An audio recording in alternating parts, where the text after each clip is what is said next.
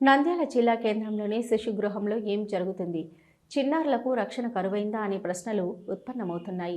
గత నెల 15వ తేదీన శిశుగృహంలో ఉంటున్న 5 నెలల శిశువుకు కాలు ఫ్రాక్చర్ అయింది. అయినా 2 రోజుల వరకు స్థానిక సిబ్బంది పట్టించుకోలేదు. అప్పటికే చిన్నారికి విరోచనాలు ఉన్నట్లు సమాచారం. 2 రోజుల నుంచి ఏడుస్తూ ఉంటే ఏదో అనుకున్నారు, పట్టించుకోలేదు. తీరా ఎక్కువ ఏడవడం మొదలుపెట్టడంతో తప్పని పరిస్థితుల్లో ప్రభుత్వ ఆసుపత్రికి తీసుకెళ్లారు. అప్పుడు తెలిసింది చిన్నారికి అప్పటికే కాలు ఫ్రాక్చర్ అయిందని. ఆసుపత్రిలో వైద్యులు చిన్నారిని పరీక్షించి పీఓపీ కట్టుకట్టారు. ఇది సంగతి.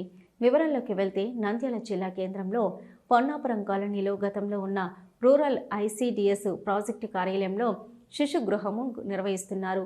స్త్రీ శిశు సంక్షేమ శాఖ ఆధ్వర్యంలో నిర్వహించబడుతున్న అనాథ చిన్నారులను చేరదీసి ఈ శిశు గృహంలో ఉంచడం జరుగుతుంది. వీరిని పిల్లల్లేని తల్లిదండ్రులకు కేంద్ర ప్రభుత్వం నిబంధనల మేరకు రూల్స్ ప్రకారం ఆన్లైన్లో పిల్లల కోసం దరఖాస్తు చేసుకున్న వారికి దత్తత ఇస్తారు. కానీ పిల్లల ఆలనా పాలన మర్చిపోయి వారి పట్ల నిర్లక్ష్యంగా ఉండటం వల్లనే పిల్లలకు దెబ్బలు తగులుతున్నాయని ఆరోపణలు వస్తున్నాయి.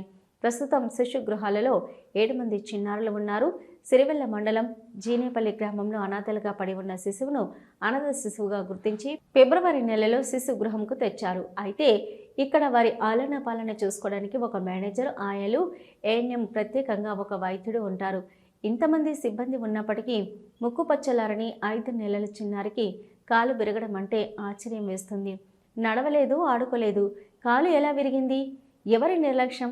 బాధ్యత ఎవరిది అంటే నాకు తెలియదు అంటూ అక్కడి సిబ్బంది నుంచి సమాచారం వచ్చిందంటే శిశు గృహంలో సిబ్బంది ఎంత బాగా విధులు నిర్వహిస్తున్నారో అర్థమవుతుంది.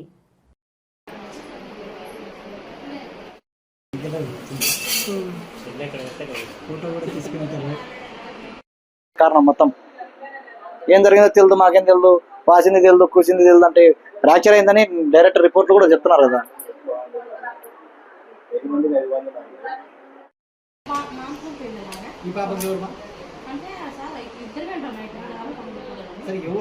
పర్యవేక్షణ చేసేది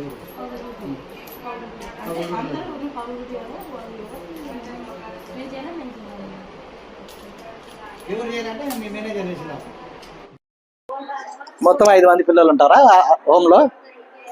5 మంది పిల్లలు, 5 మందికి 5 మంది ఆయాలు ఉన్నారు. షిఫ్ట్ అంటే 5 మంది పిల్లలను 3 ఆయాలు చూస్తారు. మళ్ళీ వీళ్ళు పోతే మళ్ళీ డ్యూటీ తీస్తేనే మళ్ళీ నైట్ 3 ఎక్కుతారు. 5 మందిని చూస్తారు. 5 మంది పిల్లలకు 3 ఉన్నారా? 5 మందికి 5 మంది లేదమ్మా అట్లా. 4 ఉన్నారు. 4లో ఒక మానుకొని పోయిందంటే 3 ఉన్నారు. 5 మందిలో ఒక 4 ఉన్నారు. ఈ పాపకి ఎట్లా జరిగిందమ్మా? అది ఎవరు ఏం చెప్పలేకుండా కింద పడిందనే చెప్పరు. మా బెసికింద ఓకే, బెసికింది అనుకుందాం. ఎన్నేళ్ళ పాపం నడుస్తుందా, చూస్తుందా? ఆ పాప ఎంతవరకు నవ్వడము, కాళ్ళు ఎదలడము, చేతులు ఆడేయడం తప్ప ఏం చేస్తుంది? పరిగెత్తుతుంటే బెసికింది, కింద పడింది సార్, మెట్ల నుంచి పడింది అని చెప్పేసి అనుకుంటాం. అట్లా కాకుండా ఎందుకు బెసికింది సార్, ఏమో వాసింది సార్ అంటే ఏందమ్మా? హలో, నంద్యాల న్యూస్ 10 మీ చుట్టూ జరిగే సంఘటనల్ని మా దృష్టికి తీసుకురావాలి అనుకుంటున్నారా? అయితే ఇంకా ఆలస్యం ఎందుకు? మా వాట్సాప్ నెంబర్ 9849700865కి సమాచారాన్ని ఎప్పటికప్పుడు పంపించండి. మా నంద్యాల న్యూస్ 10 ద్వారా మీ సమస్య పరిష్కరించుకోవడానికి ముందడుగు వేయండి.